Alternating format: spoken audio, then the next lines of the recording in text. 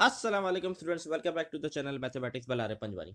Exercise 8.3 के last two questions हमारे remaining है, उसको कंप्लीट करते हैं और इस एक्सरसाइज को और इस चैप्टर को वाइंड अप करते हैं। मैं पहले भी बात बता चुका हूँ, 8.4 इंपॉर्टेंट नहीं है बोर्ड के पॉइंट ऑफ व्यू से, तो वो हम नहीं करेंगे।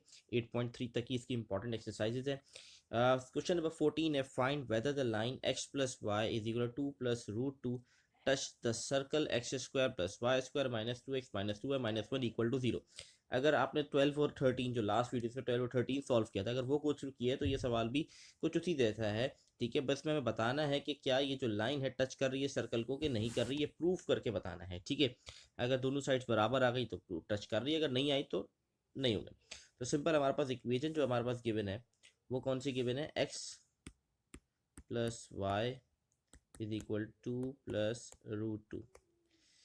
अब ये इक्वेशन ऑफ लाइन है, ठीक है, जो टच कर रही है। अब एक्स को वहाँ ले जाऊंगा तो ये हो जाएगा y equal to minus x plus two plus root two. ठीक है, ये मेरी मेन इक्वेशन बन गई। मुझे एक स्ट्रेट लाइन की equation y is equal to m x plus k होती है। ठीक है, y equal to m x plus k इस फॉर्म में बनाना था तो वो मैंने बना दिया इसको। ठीक है, अब इसमें से अगर मैं देखूँ तो m किसके बराबर आएगा, माइनस वन के बराबर, क्योंकि x के साथ नेगेटिव साइन है तो m है माइनस वन के बराबर। ठीक है, तो m मेरे पास हो गया माइनस वन। इसी तरीके से अगर k को कंपेयर करूँ तो k की वैल्यू हो गई है टू प्लस रूट टू। ठीक है, ये हो गई मेरे पास k की वैल्यू। अब यहाँ पर मुझे एक सर्कल की इक्वेशन गिवन है, x square plus Y square minus two x minus two y minus one equal to zero. ठीक है, इसमें से g और f फाइंड आउट करना है। ठीक है, तो 2g बराबर हो गया माइनस टू के, तो g की वैल्यू आ गई माइनस वन।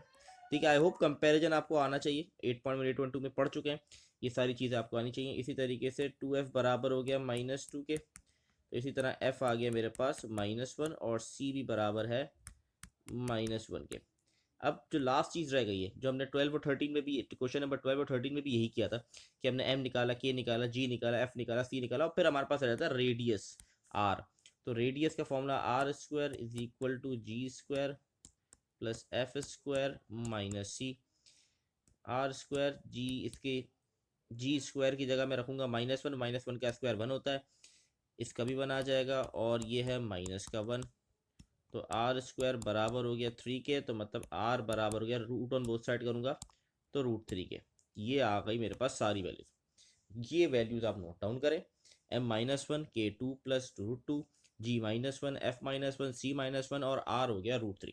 अब जो हमारे पास कंडीशन थी जब लाइन टच करती सर्कल, उसी कंडीशन थी उसमें पुट करना है और प्रूफ करना है। बराबर आ गया तो आंसर प्रूव हो गया, अगर नहीं आया तो मतलब नहीं हुआ। बहुत सिंपल सा स्टेप्स है और कोई मुश्किल स्टेप्स नहीं है इसके अंदर। ठीक है, तो आई होप ये क्लियर होगा यहाँ तक आपको। इसको नोट डाउन कर ले, क्योंकि मैं इसको क्लीन करने वाला हूँ अभी, मतलब सारा रब कर दूंगा, इरेज कर दूंगा। तो अब हम बढ़ते हैं।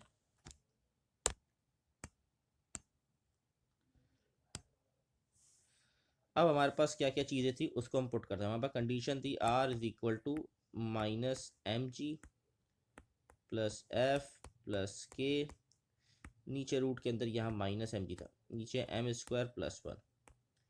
ठीक है, आर की जगह रूट थ्री आ गया, माइनस एम की जगह माइनस वन, जी की जगह भी माइनस वन, प्लस इसकी जगह भी माइनस वन आ गया, plus two plus root two इसकी जगह पर आ गया। नीचे स्क्वायर है, एम का स्क्वायर, माइनस वन का स्क्वायर वन ही होता है, तो वन प्लस वन टू हो जाएगा, डायरेक्टली मैंने टू लिख दिया। ठीक है, अब यहाँ पर गौर से देखना है, रूट थ्री हो गया, ये हो जाएगा minus one plus two root two divided by two, root three is equal to minus two plus two root two divide by two. ठीक है, नीचे सॉरी रूट टू है, नीचे रूट टू है हमारे पास। ठीक है, अब मैं चाहूँ तो इस रूट टू को वहाँ जाके इससे मल्टीप्लाई करवा दूँ। ठीक है, तो ये root two multiply by root three क्या हो जाएगा मेरे पास, रूट सिक्स हो जाएगा। ठीक है, आप चाहें तो कैलकुलेटर में भी इसको चेक कर सकते हैं कि root two multiply by root three, root six हो गया, तो root six is equal to minus two plus two root two. तो ये दोनों बराबर नहीं आए, लेफ्ट हैंड साइड और राइट हैंड साइड। ठीक है, राइट हैंड साइड और लेफ्ट हैंड साइड इक्वल नहीं है, तो इसका मतलब हम कहेंगे कि लाइन वेदर द लाइन, हम कहेंगे lines are not touching the circle. ये हो गया हमारा क्वेश्चन नंबर 14 डन। दोनों इक्वल नहीं है, इसलिए कहेंगे line not touching the circle. That's it, ये आपका आंसर। क्वेश्चन नंबर 15 है, prove that the two circle touch each other. दो सर्कल की इक्वेशन है और ये प्रूफ करना है दोनों आपस में टच कर रहे हैं, प्रूफ करना है। और ये सवाल बहुत इंपॉर्टेंट, इसको मोस्ट इंपॉर्टेंट जरूर लिख ले, लॉन्ग के पॉइंट ऑफ व्यू से बहुत इंपॉर्टेंट क्वेश्चन है। पुरानी ओल्ड बुक का क्वेश्चन है और बहुत रिपीटेड क्वेश्चन है, बहुत बार रिपीट हुआ है लॉन्ग के अंदर स्पेशली, तो ये बहुत ज़्यादा इंपॉर्टेंट है। स्टार्ट करते हैं इसको। दो इक्वेशन, सबसे पहली इक्वेशन है x square plus Y square plus 2gx plus C is equal to 0। Next one is x square plus Y square plus 2fy plus C is equal to 0। Sign change कर देंगे, sign change करने के बाद ये हमारे पास cut हो जाएंगे, negative positive, और ये 2gx माइनस 2fy बराबर आ गए 0 के। माइनस का 2fy इक्वल टू के दूसरी हट जाएगा, पॉजिटिव हो जाएगा हमारे पास 2fy, 2 से 2 कट गया, तो g को वहाँ जाकर डिवाइड कराऊंगा तो x बराबर हो गया fy अपॉन g के। ठीक है, ज़रूरी नहीं है x के बराबर हो, y के बराबर भी ले सकते हैं। ठीक है, और अब x की वैल्यू आ गई fy अपॉन g, इसको मैं पुट कर दूंगा इक्वेशन नंबर 1 में। आप इक्वेशन 2 में भी पुट कर सकते हैं, ऐसा कोई रिस्ट्रिक्शन नहीं कि एक इक्वेशन पुट करना है, दोनों में से किसी इक्वेशन में भी पुट कर सकते हैं x की जगह। x की वैल्यू है fy अपॉन g, इसको पुट कर देंगे इक्वेशन नंबर 1 के अंदर। तो fy अपॉन g का होल स्क्वायर मैं इक्वेशन 1 में पुट कर दिया, जहाँ जहाँ x है वहाँ पर मैं वैल्यू पुट कर रहा हूँ, plus Y square plus 2gx होता है, x की जगह आ जाएगा fy upon g plus C is equal to 0। यहाँ g से g तो कट गया, ये हो जाएगा हमारे पास F square Y square upon जी स्क्वायर प्लस वाई स्क्वायर, ये आ गया 2fy plus C is equal to 0। अगर आप फर्स्ट टू टर्म्स देखें, इसमें वाई स्क्वायर कॉमन आ रहा, तो वाई स्क्वायर कॉमन आ गया, अंतर बच गया एफ स्क्वायर अपॉन जी स्क्वायर प्लस 1, ये है 2fy plus C is equal to 0। ये हमारे पास बन गई क्वाड्रेटिक फॉर्म, ये a के बराबर हो गया, ये 2f b के बराबर हो गया और c के बराबर आ गया। ठीक है, अब हम डिस्क्रिमिनेंट की प्रॉपर्टी अप्लाई करें, डिस्क्रिमिनेंट इज इक्वल टू 0, और फिर डिस्क्रिमिनेंट से हम प्रूफ करेंगे इसको। तो हमारे पास F square upon ji square plus 1 a के बराबर है, b बराबर 2f के और c के बराबर। ठीक है, आई होप ये क्लियर हो गया। तो a बराबर था हमारा एफ स्क्वायर अपॉन जी स्क्वायर प्लस 1, अगर इसका एलसीएम ले लो तो क्या बन जाएगा, f square plus g square upon जी स्क्वायर। ठीक है, b बराबर था 2f के और c बराबर था c के। ठीक है, अब डिस्क्रिमिनेंट की प्रॉपर्टी का d इज इक्वल टू 0, तो फॉर्मूला बन गया b square minus 4ac is equal to 0।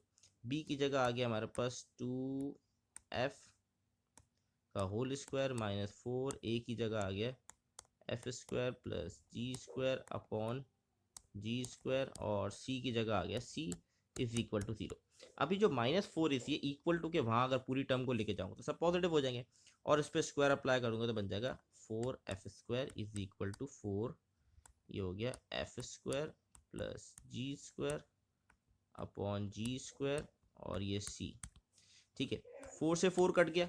ठीक है, अब अगर आप गौर से देखें तो प्रूफ क्या करना है, 1 upon F square plus 1 upon जी स्क्वायर 1 अपॉन सी। ये जो c है यहाँ पर, ये c, इस c को मैं लेफ्ट साइड पे ले जाऊंगा, ये मल्टीप्लायर तो वहाँ जाके क्या हो जाएगा, डिवाइड। इसी तरीके से यहाँ पे जो f है इसको मैं राइट साइड पे ले जाऊंगा, ये भी मल्टीप्लायर वहाँ जाके हो जाएगा डिवाइड। तब ये चीज़ बन जाएगी हमारे पास, c यहाँ आ गया तो बन जाएगा 1 अपॉन सी, और ये हो जाएगा f square plus g square, और नीचे जी स्क्वायर के साथ आ जाएगा एफ स्क्वायर, क्योंकि वहाँ पर वो मल्टीप्लायर तो यहाँ के डिवाइड हो गया।